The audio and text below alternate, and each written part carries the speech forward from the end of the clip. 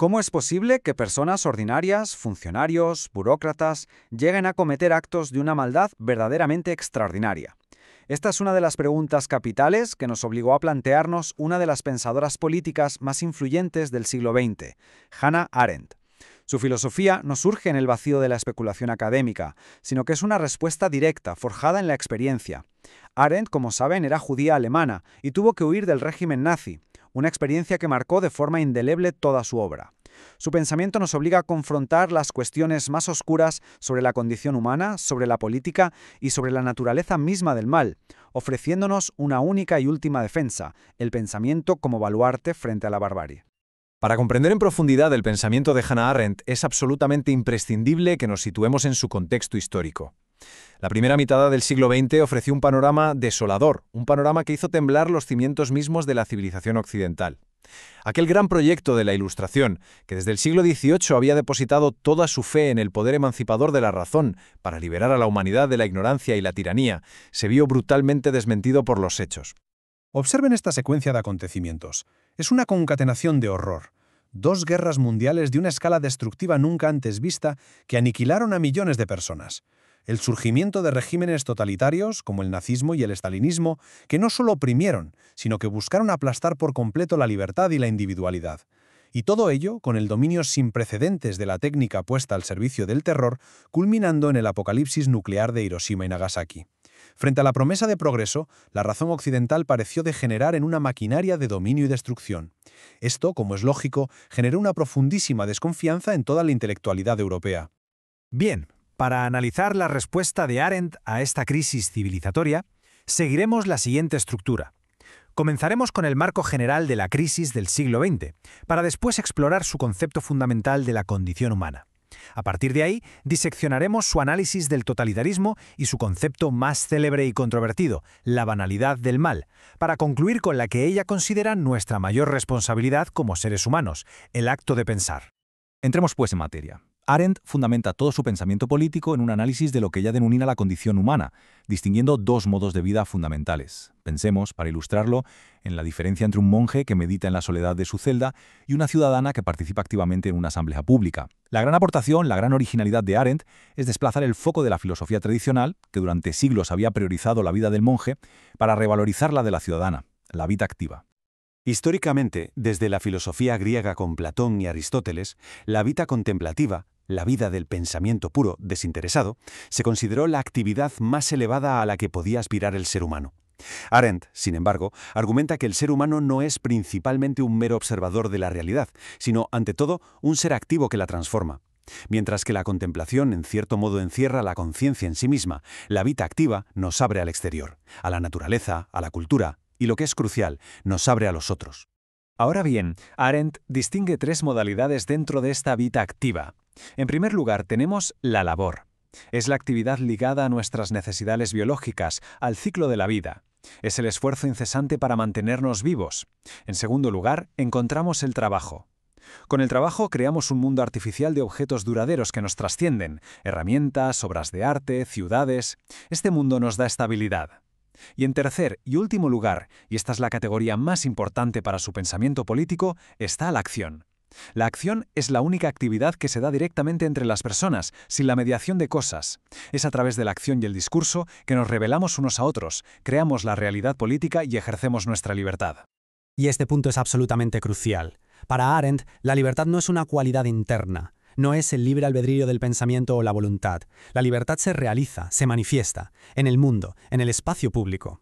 En la labor, estamos sometidos a la necesidad biológica. En el trabajo, a la lógica de los fines y los medios. Es solo en la acción, al interactuar con otros seres igualmente libres, que ejercemos plenamente nuestra libertad.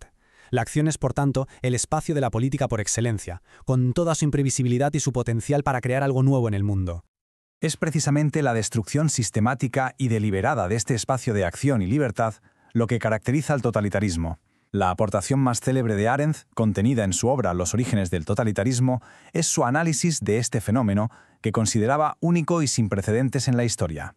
Se centró en el nazismo y el estalinismo para entender no solo por qué ocurrieron, sino también para alertarnos de las condiciones que podrían hacerlo resurgir.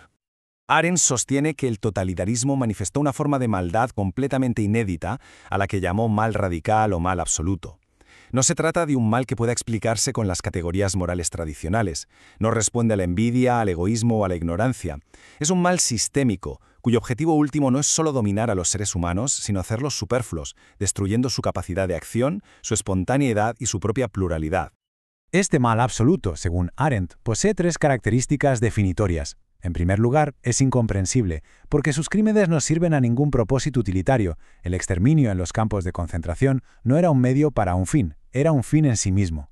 En segundo lugar, es incastigable, porque ningún castigo, ni siquiera la pena de muerte, puede ser proporcional a la escala industrial del crimen, y por ello mismo, concluye, es imperdonable, porque el perdón humano solo puede aplicarse a aquello que puede ser, en alguna medida, castigado y reparado. ¿Y cómo fue posible que surgiera algo así? Arendt identifica varias condiciones sociales y políticas. Primero, el surgimiento del hombre masa, un individuo atomizado, aislado, sin vínculos comunitarios sólidos, que se convierte en presa fácil de la propaganda y las ideologías simplistas. Segundo, la quiebra del Estado, que es secuestrado por un partido único que se sitúa por encima de la ley, convirtiendo las instituciones en meros instrumentos de su poder. Tercero, la sustitución de la identidad nacional por la adhesión fanática a una ideología, ya sea racial o de clase, que divide el mundo en amigos y enemigos. Y finalmente, la aniquilación del Estado de Derecho, reemplazado por el terror sistemático como principal instrumento de gobierno. Este análisis del sistema totalitario nos conduce inevitablemente a la pregunta por el individuo. Si el mal del sistema es tan radical, ¿significa eso que sus perpetradores son monstruos sádicos y demoníacos? La respuesta de Arendt, formulada a raíz del juicio del criminal de guerra nazi Adolf Eichmann en Jerusalén, fue tan sorprendente como controvertida y dio lugar a su concepto más famoso, la banalidad del mal. Arendt cubrió el juicio de Eichmann, uno de los principales organizadores logísticos del Holocausto, para la revista The New Yorker. Durante el proceso, para estupor del mundo, Eichmann defendió sus acciones con frases como esta. No se presentaba a sí mismo como un sádico o un fanático antisemita, sino como un burócrata eficiente que se limitaba a obedecer órdenes, a cumplir con su trabajo. Fue esta desconexión abismal entre la monstruosidad de los actos y la aparente mediocridad del actor lo que Arendt se propuso entender. Es aquí donde Arendt establece una distinción fundamental. El mal radical, en el sentido tradicional, implica una decisión consciente de hacer el mal. Se es consciente de la transgresión. El mal banal, en cambio, no nace de la malicia o de una profunda convicción ideológica, sino de algo mucho más común, la ausencia de pensamiento. Es un mal que se produce por una renuncia a reflexionar sobre la naturaleza y las consecuencias de los propios actos. Eichmann no era un monstruo, concluyó Arendt, sino algo, en cierto modo, mucho más aterrador. Era terriblemente, espantosamente normal. La esencia de la banalidad de la maldad es, por tanto, una huida de la reflexión. Eichmann no era estúpido. Era, en las célebres palabras de Arendt, incapaz de pensar desde la perspectiva de otra persona.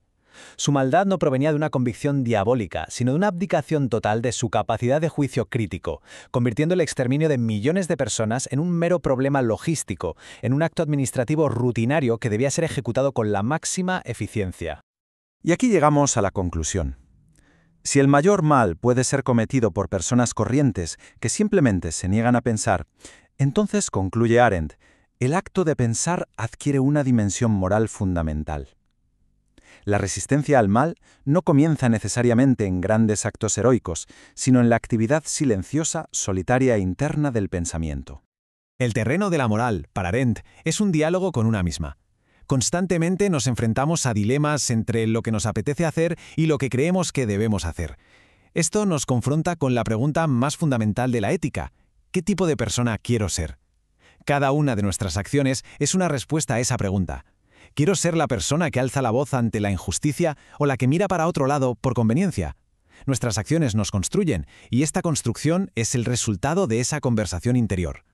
A partir de esta idea, Arendt propone un principio moral básico, que bebe directamente de la tradición socrática, el principio de no contradicción interna. Actuar moralmente significa actuar de tal manera que se pueda vivir en paz con una misma después de haber actuado. El mal, la injusticia, se dan cuando hacemos algo que nos pone en contradicción con nuestro propio ser, cuando cometemos un acto tras el cual ya no nos sería posible convivir con quien lo ha cometido, porque nos avergonzaríamos de nuestra propia compañía. Y así llegamos a la conclusión final de Arendt, una conclusión que resuena con una fuerza inmensa en nuestro tiempo. Si el mal más extremo no requiere de monstruos, sino de la simple abdicación del pensamiento, ¿no se convierte entonces el ejercicio crítico y constante de nuestra capacidad de juzgar en el principal deber moral del ser humano? La obra de Arendt nos deja con esta pregunta inquietante y con un desafío permanente. Atrévanse a pensar, porque la mejor, y quizás la única, defensa contra la barbarie reside en última instancia en el coraje de pensar por cuenta propia.